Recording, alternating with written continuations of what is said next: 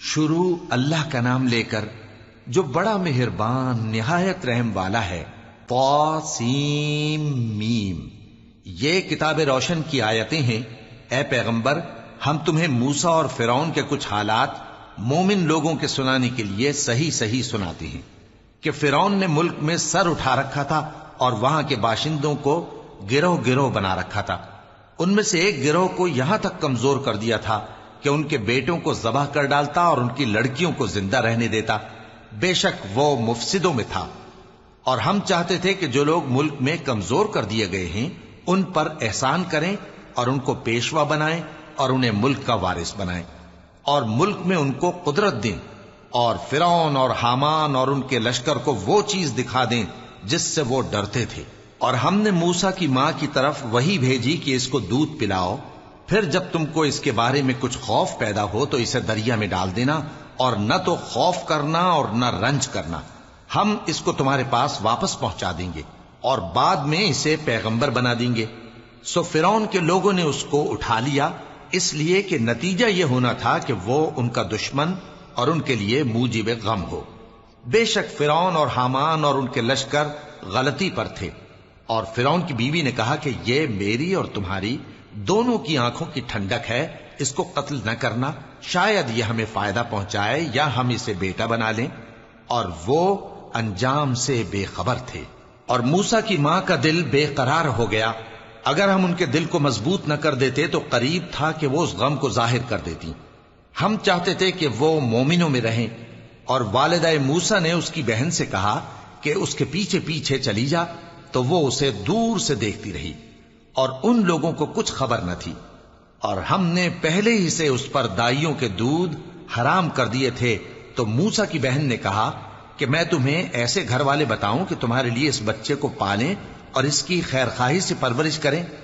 سو ہم نے اس طریق سے ان کو ان کی ماں کے پاس واپس پہنچا دیا تاکہ ان کی آنکھیں ٹھنڈی ہوں اور وہ غم نہ کھائیں، اور معلوم کر لیں کہ اللہ کا وعدہ سچا ہے، لیکن اکثر لوگ نہیں جانتے۔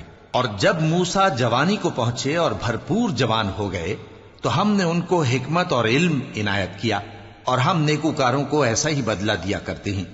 اور وہ ایسے وقت شہر میں داخل ہوئے کہ وہاں کے باشندے بے خبر ہو رہے تھے، تو دیکھا کہ وہاں دو شخص لڑ رہے تھے، ایک تو موسیٰ کی قوم کا ہے اور دوسرا ان کے دشمنوں میں سے۔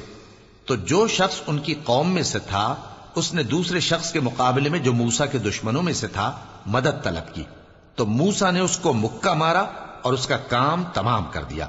کہنے لگے کہ یہ تو شیطانی کام ہوا، بے شک وہ انسان کا دشمن ہے، کھلا بہکانے والا ہے۔ بولے کہ اے پروردگار، میں نے اپنے آپ پر ظلم کیا، سو تو مجھے بخش دے، تو اللہ نے ان کو بخش دیا، بے شک وہ بخشنے والا ہے، مہربان ہے۔ کہنے لگے کہ اے پروردگار، تو نے جو مجھ پر مہربانی فرمائی ہے تو میں بھی آئندہ کبھی گناہ گاروں کا مددگار نہ بنوں گا۔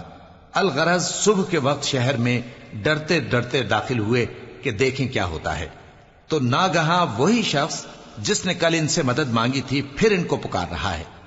موسیٰ نے اس سے کہا کہ تو بڑا بہکا ہوا ہے۔ پھر جب موسیٰ نے ارادہ کیا کہ اس شخص کو جو ان دونوں کا دشمن تھا پکڑ لیں، تو وہ بول اٹھا کہ جس طرح تم نے کل ایک شخص کو مار ڈالا تھا اسی طرح چاہتے ہو کہ تم مجھے بھی مار ڈالو۔ تم تو یہی چاہتے ہو کہ ملک میں ظلم و ستم کرتے پھرو، اور یہ نہیں چاہتے کہ صلح کرانے والوں میں سے ہو جاؤ۔ اور ایک شخص شہر کی پرلی طرف سے دوڑتا ہوا آیا، بولا کہ اے موسیٰ، اہل دربار تمہارے بارے میں مشورے کرتے ہیں کہ تم کو مار ڈالیں، سو تم یہاں سے نکل جاؤ، میں تمہارا خیر خواہ ہوں۔ چنانچہ موسیٰ وہاں سے ڈرتے ڈرتے نکل کھڑے ہوئے کہ دیکھیں کیا ہوتا ہے، اور دعا کرنے لگے کہ اے پروردگار، مجھے ظالم لوگوں سے نجات دے۔ اور جب انہوں نے مدین کی طرف رخ کیا تو کہنے لگے امید ہے کہ میرا پروردگار مجھے سیدھا رستہ بتائے۔ اور جب مدین کے پانی کے مقام پر پہنچے تو دیکھا کہ وہاں لوگ جمع ہو رہے اور اپنے مویشیوں کو پانی پلا رہے ہیں، اور ان کے ایک طرف دو عورتیں اپنی بکریوں کو روکے کھڑی ہیں۔ موسیٰ نے ان سے کہا تمہارا کیا کام ہے؟ وہ بولی کہ جب تک چرواہے اپنے جانوروں کو لے نہ جائیں ہم پانی نہیں پلا سکتے، اور ہمارے والد بڑی عمر کے بوڑھے ہیں۔ تو موسیٰ نے ان کے لیے بکریوں کو پانی پلا دیا، پھر سائے کی طرف چلے گئے اور کہنے لگے کہ پروردگار، میں اس کا محتاج ہوں، کہ تو मुझ पर अपनी नेमत नाजिल फरमाए। थोड़ी देर के बाद उनमें से एक औरत जो शर्माती और लेजाती चली आती थी मूसा के पास आई, कहने लगी कि तुमको मेरे वालिद बुलाते हैं कि तुमने जो हमारे लिए पानी पिलाया था उसकी तुमको उजरत दें। फिर जब वो उनके पास आए और उनसे अपना माजरा बयान किया तो उन्होंने कहा कि कुछ खौफ न करो, तुम जालिम लोगों से बच आए हो। एक लड़की बोली कि अब्बा इनको नौकर रख लीजिए, क्योंकि बेहतरीन नौकर जो आप रखें वो है जो तवाना हो, अमानतदार हो। उन्होंने मूसा से कहा कि मैं चाहता हूं कि अपनी इन 2 बेटियों में से एक को तुमसे ब्याह दूं, इस अहद पर कि तुम 8 बरस मेरी खिदमत करो, फिर अगर 10 साल पूरे कर दो तो वो तुम्हारी तरफ से एहसान होगा, और मैं तुम पर तकलीफ डालनी नहीं चाहता, तुम मुझे इंशाअल्लाह नेक लोगों में पाओगे। मूसा ने कहा कि मुझ में और आप में ये अहद पुख्ता हुआ, मैं जो मुद्दत चाहूं पूरी कर दूं, फिर मुझ पर कोई ज्यादती न हो, और हम जो मुआहिदा करते हैं अल्लाह उस पर गवाह है। फिर जब मूसा ने मुद्दत पूरी कर दी और अपने घर के लोगों को लेकर चले तो तूर की तरफ से आग दिखाई दी।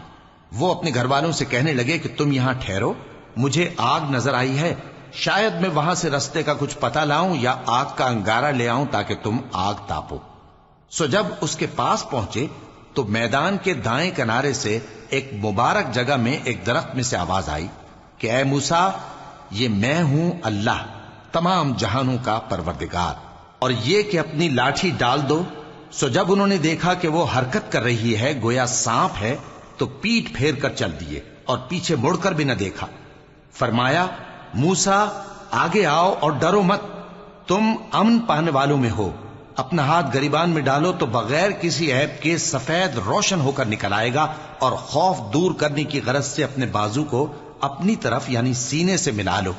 ये 2 दलीलें तुम्हारे परवरदिगार की तरफ से हैं फिरौन और उसके दरबारियों के लिए, बेशक वो नाफरमान लोग हैं।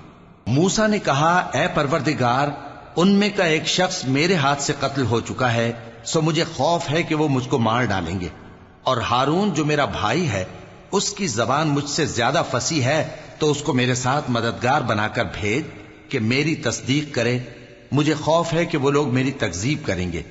फरमाया, हम तुम्हारे भाई के जरिए तुम्हारे बाजू को मजबूत करेंगे और तुम दोनों को गलबा देंगे, तो हमारी निशानियों के सबब वो तुम तक पहुंच न सकेंगे।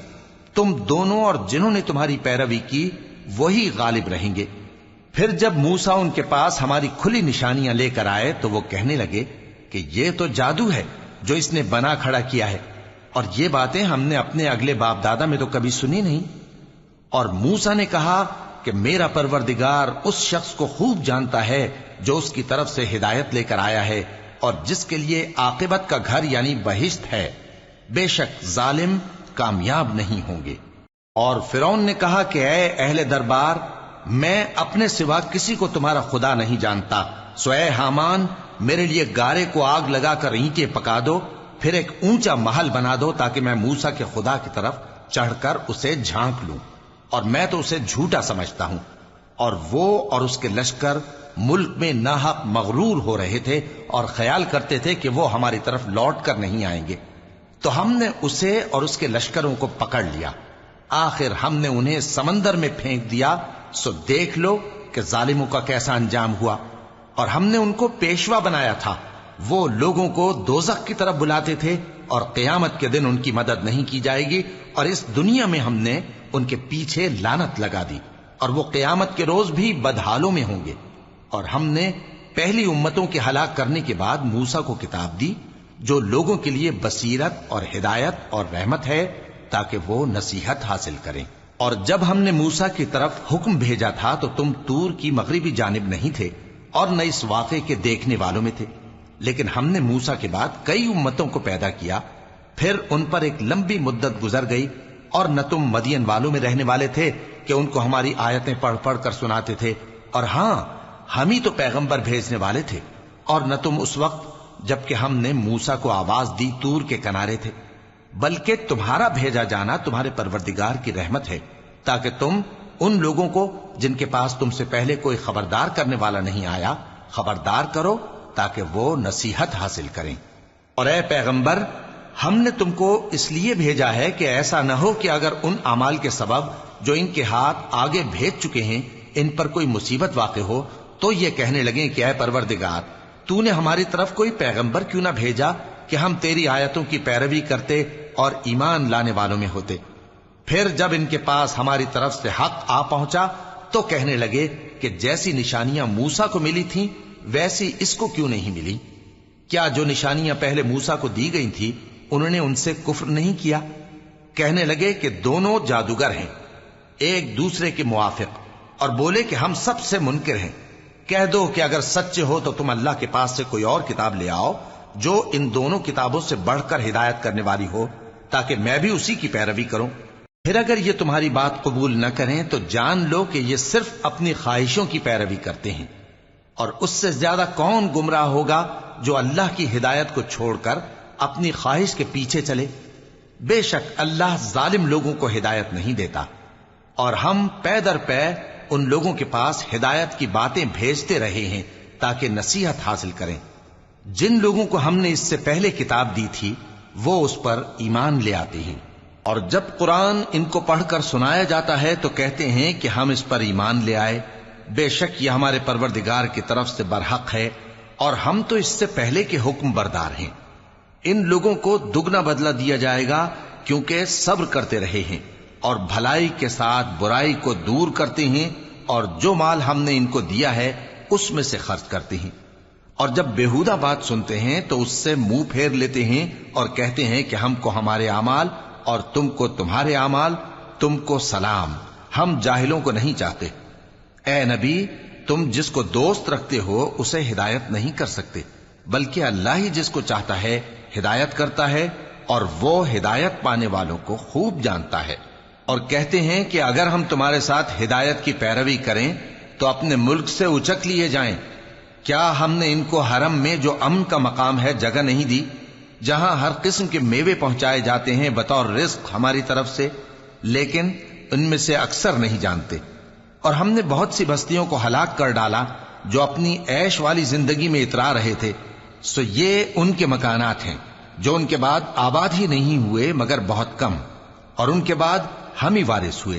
اور تمہارا پروردگار بستیوں کو ہلاک نہیں کیا کرتا جب تک ان کے بڑے شہر میں پیغمبر نہ بھیج لے جو ان کو ہماری آیتیں پڑھ پڑھ کر سنائے، اور ہم بستیوں کو ہلاک نہیں کیا کرتے مگر اس حالت میں کہ وہاں کے باشندے ظالم ہوں۔ اور اے لوگو، جو چیز تم کو دی گئی ہے سو وہ دنیا کی زندگی کا فائدہ اور اس کی زینت ہے، اور جو اللہ کے پاس ہے وہ بہتر اور ہمیشہ باقی رہنے والی ہے۔ کیا تم سمجھتے نہیں؟ بھلا جس شخص سے ہم نے اچھا وعدہ کیا اور وہ اسے حاصل کرنے والا ہے، تو کیا وہ اس شخص کا سا ہے جس کو ہم نے دنیا کی زندگی کے فائدے سے بہرہ مند کیا، پھر وہ قیامت کے روز ان لوگوں میں ہو جو گرفتار کر کے حاضر کیے جائیں گے؟ اور جس روز اللہ ان کو پکارے گا سو کہے گا کہ میرے وہ شریک کہاں ہیں جن کا تمہیں دعویٰ تھا؟ تو جن لوگوں پر عذاب کا حکم ثابت ہو چکا ہوگا وہ کہیں گے کہ اے ہمارے پروردگار، یہ وہ لوگ ہیں جن کو ہم نے گمراہ کیا تھا، اور جس طرح ہم خود گمراہ ہوئے تھے اسی طرح ہم نے ان کو گمراہ کیا تھا۔ اب ہم تیری طرف متوجہ ہو کر ان سے بیزار ہوتے ہیں، یہ ہمیں نہیں پوچھتے تھے۔ اور کہا جائے گا کہ اپنے شریکوں کو بلاؤ، سو وہ ان کو پکاریں گے تو وہ ان کو جواب نہ دے سکیں گے، اور جب عذاب کو دیکھ لیں گے تو تمنا کریں گے کہ کاش وہ ہدایت یاب ہوتے۔ اور جس روز اللہ ان کو پکارے گا اور کہے گا کہ تم نے پیغمبروں کو کیا جواب دیا تھا، تو اس روز ان پر خبریں بند ہو جائیں گی، پھر وہ آپس میں کچھ بھی نہ پوچھ سکیں گے۔ سو رہا وہ شخص جس نے توبہ کی اور ایمان لایا اور عمل نیک کیے تو امید ہے کہ وہ کامیاب ہونے والوں میں ہو۔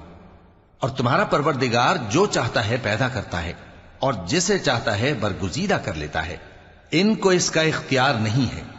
یہ جو شرک کرتے ہیں اللہ اس سے پاک و بالاتر ہے، اور ان کے سینے جو کچھ مخفی کرتے ہیں اور جو یہ ظاہر کرتے ہیں تمہارا پروردگار اس کو جانتا ہے۔ اور وہی اللہ ایسا ہے کہ اس کے سوا کوئی معبود نہیں، دنیا اور آخرت میں اسی کی تعریف ہے اور اسی کا حکم چلتا ہے، اور اسی کی طرف تم لوٹائے جاؤ گے۔ کہو بھلا دیکھو تو، اگر اللہ تم پر ہمیشہ قیامت کے دن تک رات کی تاریکی کیے رہے تو اللہ کے سوا کون معبود ہے جو تم کو روشنی لا دے؟ تو کیا تم سنتے نہیں؟ کہو کہ بھلا دیکھو تو، اگر اللہ تم پر ہمیشہ قیامت تک دن کیے رہے تو اللہ کے سوا کون معبود ہے کہ تم کو رات لا دے جس میں تم آرام کرو؟ تو کیا تم دیکھتے نہیں؟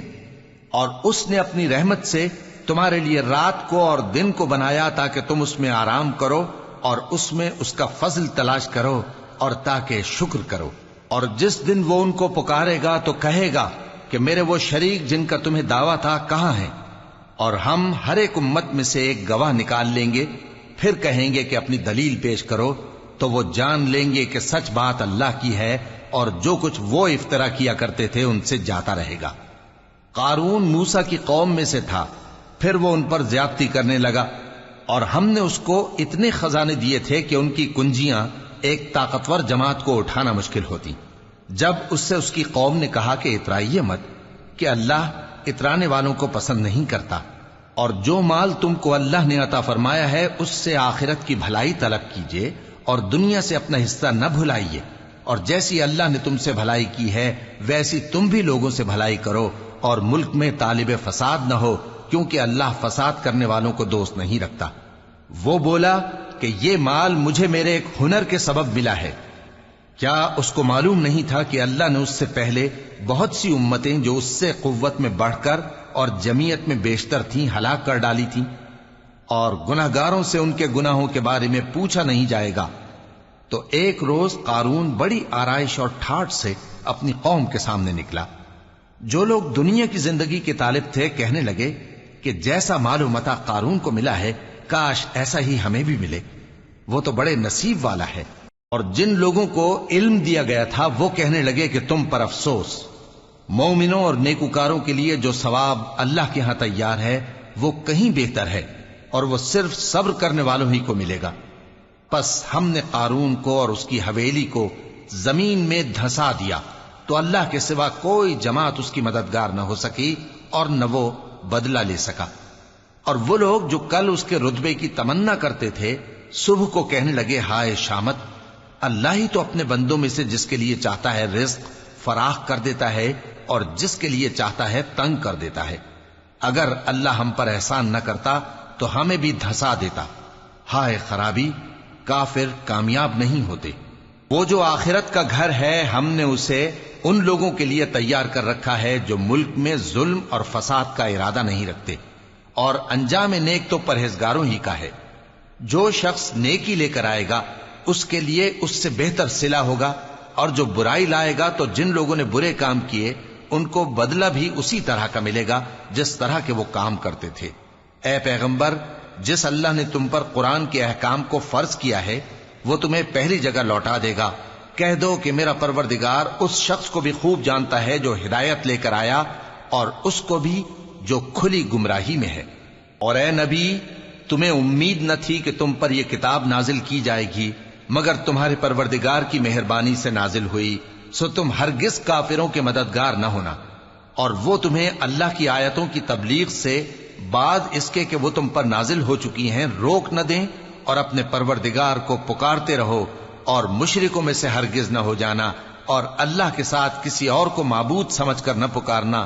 اس کے سوا کوئی معبود نہیں، اس کی ذات پاک کے سوا ہر چیز فنا ہونے والی ہے، اسی کا حکم چلتا ہے اور اسی کی طرف تم لوٹ کر جاؤ گے۔